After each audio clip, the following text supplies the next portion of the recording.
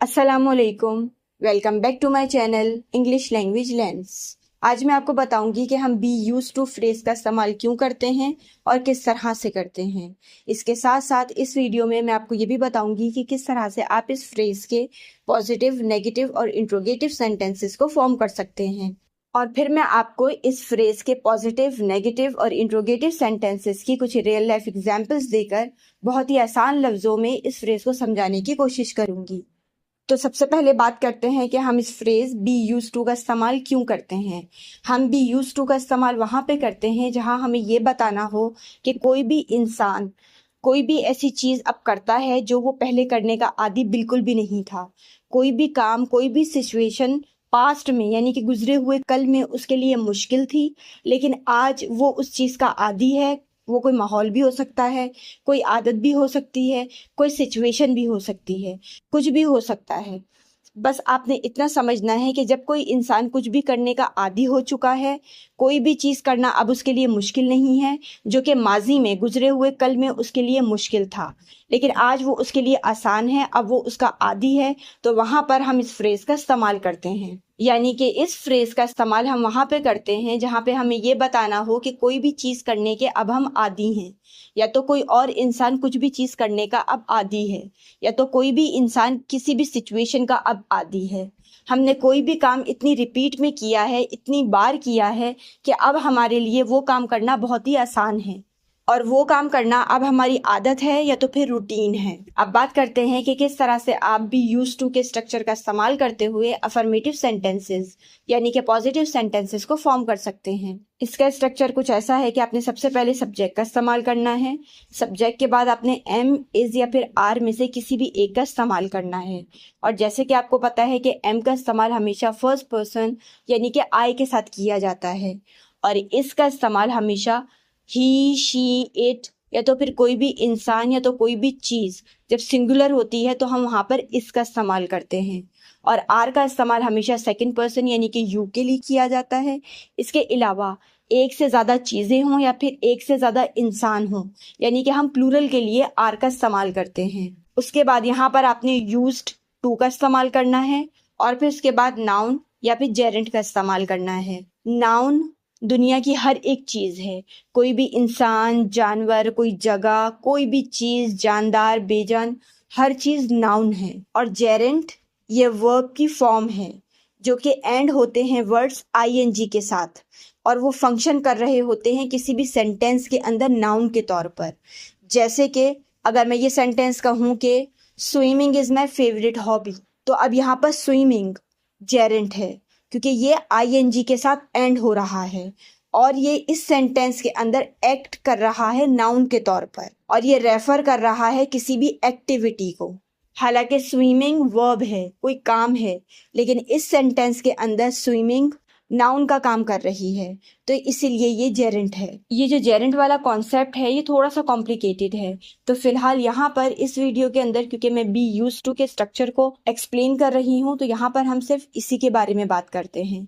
और इसे फिलहाल मैं सिंपल रखने के लिए आपको इतना बता दूँ कि जब भी हम बी यूज टू के स्ट्रक्चर का इस्तेमाल करते हैं तो क्योंकि हम प्रेजेंट के बारे में बात कर रहे हैं, अभी के बारे में बात कर रहे हैं, हम किसी भी चीज़ के आज आदी हैं जब हम ये बात कर रहे हैं, तो वहाँ पर हम हमेशा वर्ब की आईएनजी फॉर्म का इस्तेमाल करते हैं। आप सिर्फ इतना याद रखिए। अब मैं आपको इसकी कुछ एग्जांपल्स देकर समझाती हूँ ताकि आपको अच्छी तरह से समझ में आ जाए कि हम बी यूज टू के स्ट्रक्चर का इस्तेमाल क्यों करते हैं और किस तरह से आप इसके पॉजिटिव सेंटेंसेस को फॉर्म कर सकते हैं। इसकी एग्जाम्पल को आप कुछ इस तरह से समझिए कि आप किसी को बताना चाहते हैं कि मैं वीकेंड्स पर घर पर रहने का आदी हूँ। अब जैसे कि मैंने आपको बताया है कि कोई भी ऐसी रूटीन, कोई भी एक ऐसी आदत जो कि पहले आपकी नहीं थी, कोई भी ऐसा काम जो कि पहले करना आपके लिए मुश्किल था लेकिन अब वो करने के आप आदी हो चुके हैं, कोई भी आदत अब आपने अपना ली है, तो उस आदत को बताने के लिए हम इस स्ट्रक्चर का इस्तेमाल करते हैं। तो यहाँ पर क्योंकि आप बता रहे हैं कि मैं वीकेंड्स पर घर पर रहने का आदी हूँ, यानी कि जब आप ये बात कर रहे हैं उस वक्त आप ये काम करने के आदी हैं, तो अब यहाँ पर कोई आदत बताई जा रही है, कोई भी ऐसी रूटीन बताई जा रही है जो कि करना अब आपकी आदत है। तो अब यहाँ पर आप इस स्ट्रक्चर का इस्तेमाल करते हुए इस सेंटेंस को कहेंगे, I am use to staying home on weekends. अब यहाँ पर आपने सबसे पहले सब्जेक्ट आई का इस्तेमाल किया, उसके बाद फिर क्योंकि आई के साथ हमेशा एम लगता है तो इसलिए एम का इस्तेमाल किया, उसके बाद फिर यूज्ड टू का इस्तेमाल किया और उसके बाद फिर वर्ब की आईएनजी फॉर्म का इस्तेमाल किया है, यानी कि स्टे रहना काम है तो उसकी आईएनजी फॉर्म स्टेइंग। उसके बाद यहाँ पर हमने ऑब्जेक्ट बताया है यानी कि होम। उसके बाद फिर हमने यहाँ पर एक टाइम एक्सप्रेशन का इस्तेमाल किया है ऑन वीकेंड्स। तो इस तरह से आपका सेंटेंस बनता है I am used to staying home on weekends, यानी कि मैं वीकेंड्स पर घर पर रहने का आदी हूँ। इसी की एक और एग्जाम्पल को समझिए, जैसे कि आप किसी को बताना चाहते हैं कि मैं दबाव वाले हालात को पुरसुकून अंदाज में संभालने का आदी हूँ, यानी कि आप पहले आदी नहीं होंगे, पहले ये आपकी आदत में शामिल नहीं था कि आप किसी भी सिचुएशन को जो कि बहुत ज़्यादा स्ट्रेसफुल है उसको आप बहुत ही पुरसुकून अंदाज में संभाल लें, लेकिन अब वो आपकी आदत है, अब आप ऐसा कर लेते हैं, अब ये काम करना आपके लिए मुश्किल नहीं है। तो अब यहाँ पर अपनी आदत बताने के लिए आप इस फ्रेज का इस्तेमाल करते हुए इस सेंटेंस को कहेंगे I am use to dealing with stressful situations calmly. यहाँ पर इस सेंटेंस के अंदर आपने सबसे पहले सब्जेक्ट आई का इस्तेमाल किया और आई के साथ फिर एम का इस्तेमाल किया, उसके बाद फिर यूज्ड टू का इस्तेमाल किया, उसके बाद फिर डील करना कोई काम है उसकी आईएनजी फॉर्म का इस्तेमाल किया है डीलिंग, यानी कि संभालना। उसके बाद यहाँ पर आपने ऑब्जेक्ट बताया है विद स्ट्रेसफुल सिचुएशंस। उसके बाद यहाँ पर आपने एक एडवर्ब का इस्तेमाल किया है कामली, यानी कि पुरसुकून अंदाज में। तो इस तरह से आपका सेंटेंस बनता है I am used to dealing with stressful situations calmly, यानी कि मैं दबाव वाले हालात को पुरसुकून अंदाज में संभालने का आदी हूँ। इसकी एक और एग्जाम्पल को समझिए, जैसे कि आप कहना चाहते हैं कि हम इस शहर के ट्रैफिक के आदी हो चुके हैं। अब इस तरह के सेंटेंसेस आप अपनी डेली कॉन्वर्सेशंस में बहुत ज़्यादा इस्तेमाल करते हैं। अब यहाँ पर भी आप किसी काम के या तो फिर किसी सिचुएशन के इतने आदी हो चुके हैं कि अब वो आपके लिए कुछ भी एबनॉर्मल नहीं है, अब वो सिचुएशन, अब वो काम आपके लिए बहुत आसान है और अब आप उसके आदी हो चुके हैं।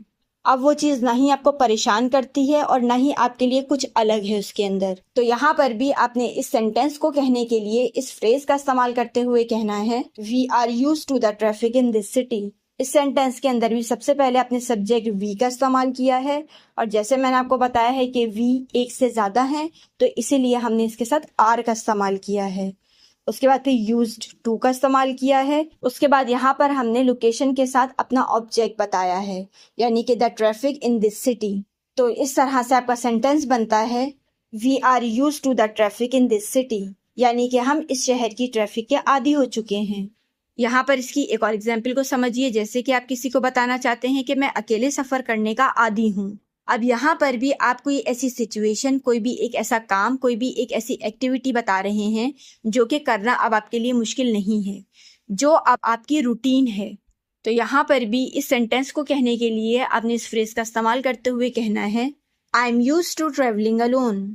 इस सेंटेंस के अंदर भी सबसे पहले आपने सब्जेक्ट आई का इस्तेमाल किया, आई के साथ फिर एम का इस्तेमाल किया, फिर यूज टू का इस्तेमाल किया। ट्रैवल करना, सफ़र करना कोई काम है तो उसके साथ आईएनजी फॉर्म का इस्तेमाल किया, यानी कि ट्रैवलिंग। उसके बाद यहाँ पर हमने एक एडवर्बियल एडजेक्टिव का इस्तेमाल किया है, यानी कि अलोन, जो कि डिस्क्राइब कर रहा है ट्रैवलिंग को। तो इस तरह से आपका सेंटेंस बनता है I am used to travelling alone, यानी कि मैं अकेले सफ़र करने का आदी हूँ। अब बात करते हैं कि किस तरह से आप बी यूज्ड टू के स्ट्रक्चर का इस्तेमाल करते हुए नेगेटिव यानी कि इनकारिया जुमलों को फॉर्म कर सकते हैं। यहाँ पर आपने सबसे पहले सब्जेक्ट का इस्तेमाल करना है, सब्जेक्ट के बाद एम, इज या फिर आर में से किसी एक का इस्तेमाल करना है। उसके बाद फिर नॉट का इस्तेमाल करना है, नॉट के बाद यूज्ड टू का इस्तेमाल करना है। उसके बाद या तो नाउन का इस्तेमाल करना है या तो फिर वर्ब की आईएनजी फॉर्म का इस्तेमाल करना है। अब मैं आपको इसकी भी कुछ एग्जांपल्स देकर समझाती हूँ ताकि आपको अच्छी तरह से समझ में आ जाए कि हम बी यूज्ड टू के स्ट्रक्चर का इस्तेमाल क्यों करते हैं और किस तरह से आप इसके नेगेटिव सेंटेंसेस को फॉर्म कर सकते हैं।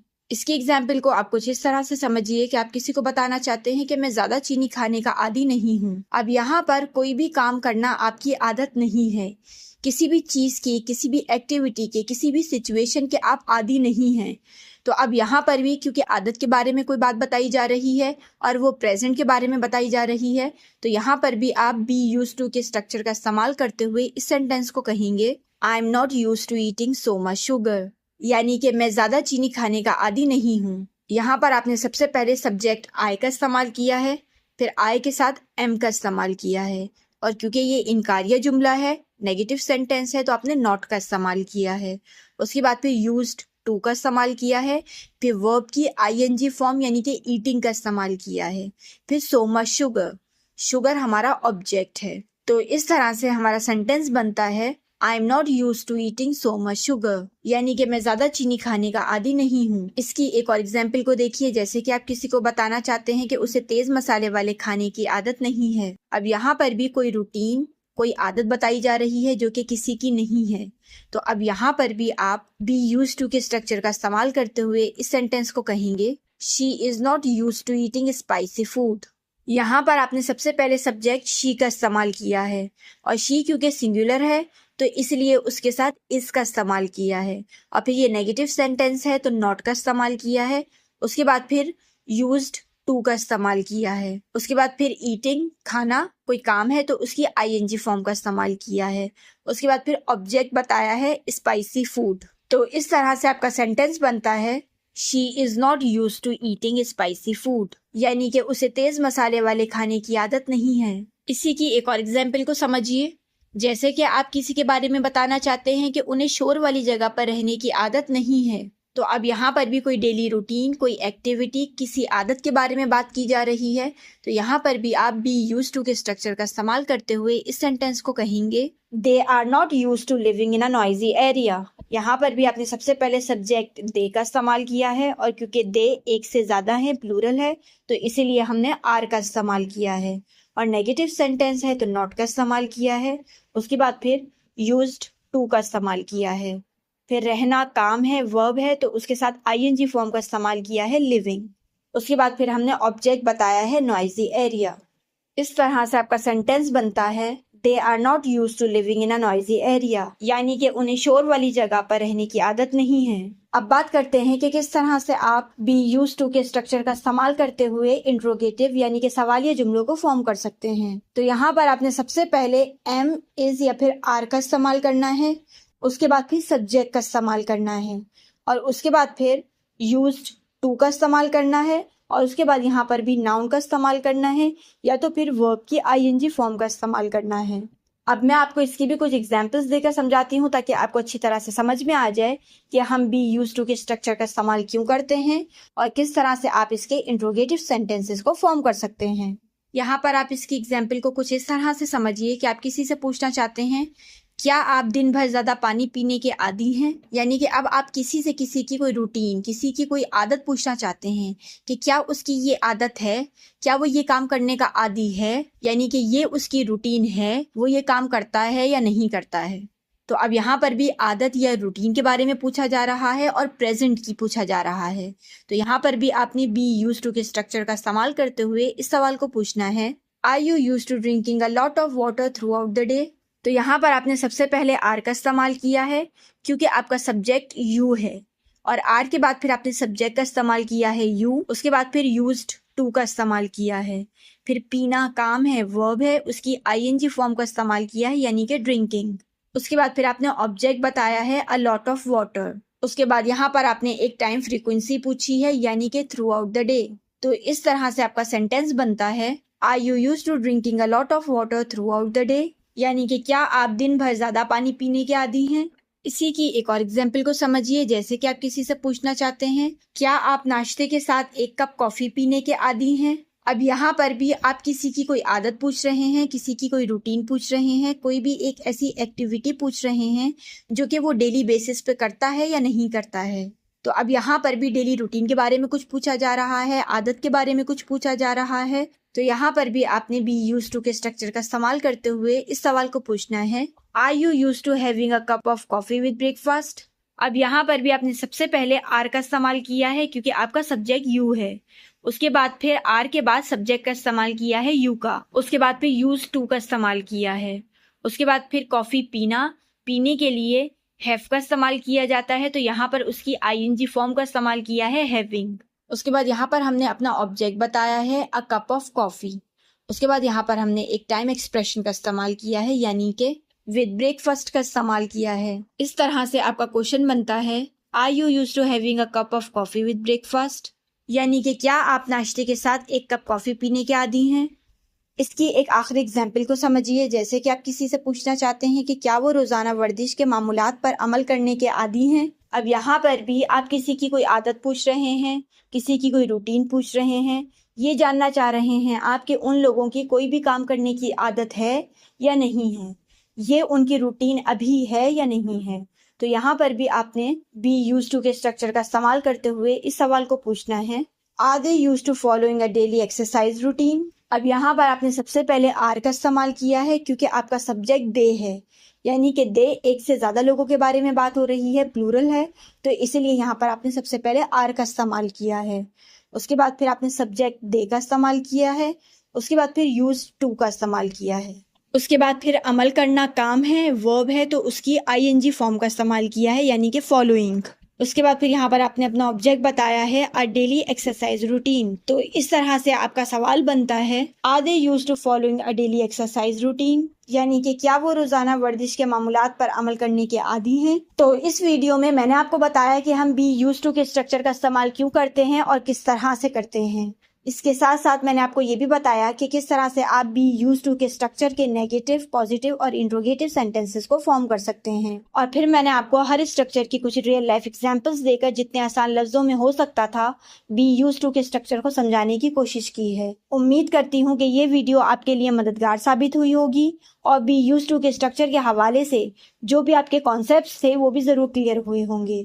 लेकिन फिर भी अगर आपका कोई सवाल है या तो फिर वीडियो में आपको कोई भी चीज़ समझ में नहीं आई है तो आप मुझे कमेंट सेक्शन में कमेंट करके अपना सवाल पूछ सकते हैं। फिलहाल इस वीडियो में बी यूज टू फ्रेज के हवाले से मेरी तरफ से बस इतना ही था। Thanks for watching.